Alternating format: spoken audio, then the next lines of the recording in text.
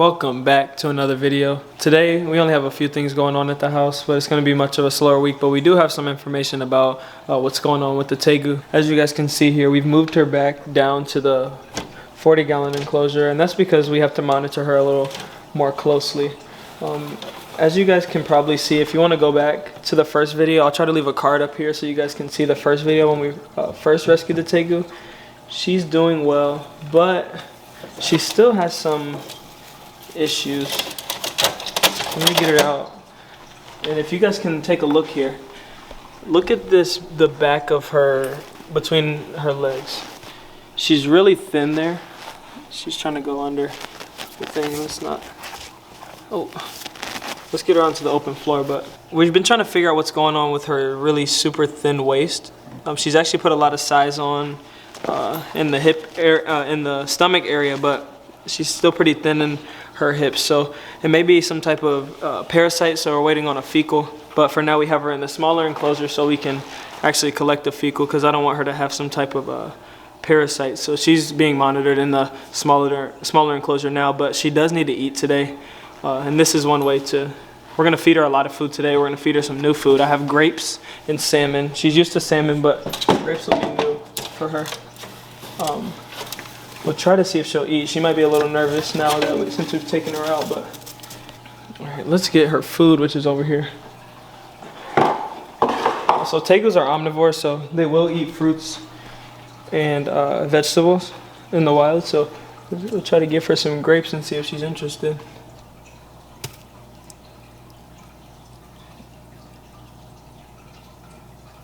And if she's not interested in the grapes, then we have salmon here, which will maybe get her kick started on realizing that there's food here, but I'll try to give her a piece of salmon first.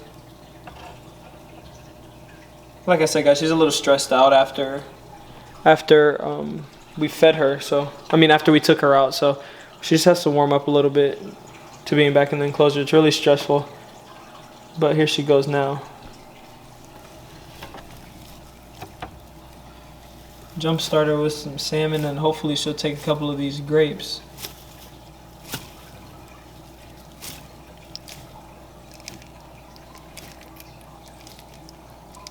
And honestly, guys, a lot of Tegus that come into the pet trade are wild caught, so just know that when you do get a Tegu, and if they are relatively on the cheaper side, they're most likely not captive born. So really make sure you guys are keeping a good eye on their weight, their health, make sure they're not lethargic.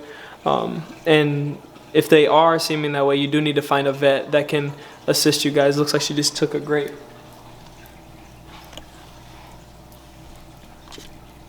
There's one more, so hopefully she'll look for that one. Yeah, there she goes for that second grape there. But honestly, really the opportunistic feeder, so they'll honestly eat whatever's there. But fruits and vegetables are a major part of their diet, so let's see if we can get her a couple more grapes while she finishes up that one there. Green grapes or red grapes work. They'll eat fish, they'll eat chicken, they'll eat rabbit, whatever you have, honestly.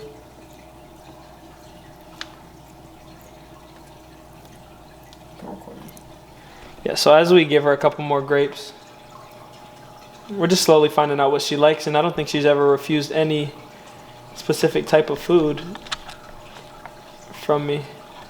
I think she may prefer the grapes on the ground, but she likes eggs and all types of things like that. So it's good to know that she's eating well. That's one sign that parasites aren't usually involved, or if they are, they're not too bad. They're not critical, so we never want to let it get to that point. So the Tegu is in a smaller enclosure, and unfortunately this is what we're going to have to do to collect the solid fecal. If she's in the bigger enclosure, then she could bury it, or hide it in a corner somewhere and bury it. So she can't really dig as deep in here, so she won't use the bathroom under the substrate. She might use it she actually might use the bathroom in the water, but we'll try to limit that. But yeah, that's what's going on with the Tegu. We're finished feeding her, and then we'll move on and see what else is going down in the basement. Yeah, when I have extra salmon and stuff, I like to feed the turtles, but as you guys can see, Deuce really likes looking at the turtles. He's never tried anything, but I always keep an eye on him. He I think he has a high prey drive, so he really wants to, but he just won't, you know, go at them. Watch out, Deuce. Yeah, as I said, the salmon is always good, and especially you guys know Franklin. If you know this channel, then Franklin is always ready for food, any type of food. The African side necks have actually been coming up for food as well. So we'll see if they want a piece of salmon. Let's see, they've also had pellets, but honestly,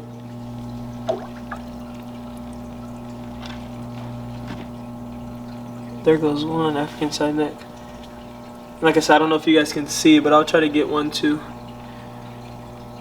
come over here. Here's one. There he is. There they go. They're actually really warming up to me and coming up to eat. For a long time I didn't see them eat because, you know, they were kind of just eating the fish and other things, but they're a little more secluded of a turtle, but they're actually starting to come up now and get used to me and the surroundings. There goes the female, and then the male African side neck. I'll try to lure him back out with this last piece of fish.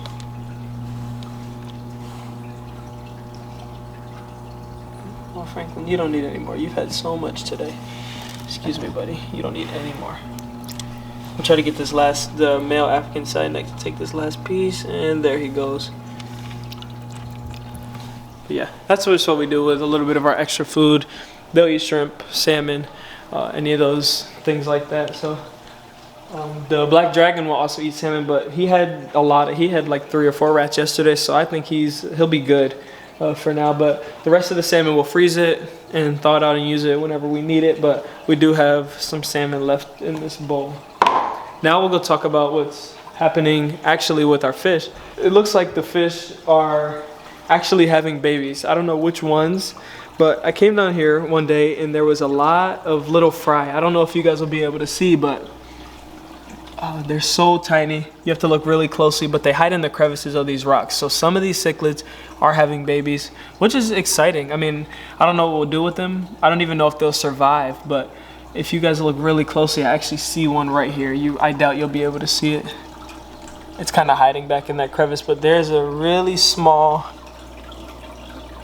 little tiny, if I can get it on the clip, then I'll show you guys, but it's right in there. You guys can probably see it swimming, but there's like, I say 20 or 30, but the cichlids are a little aggressive, so they might be eating the babies. I'm in no rush to breed these, but if they survive and they grow up, then that'll be awesome too. And I'll let you guys know if we actually start seeing some new smaller fish in this enclosure. I think that'll be pretty cool.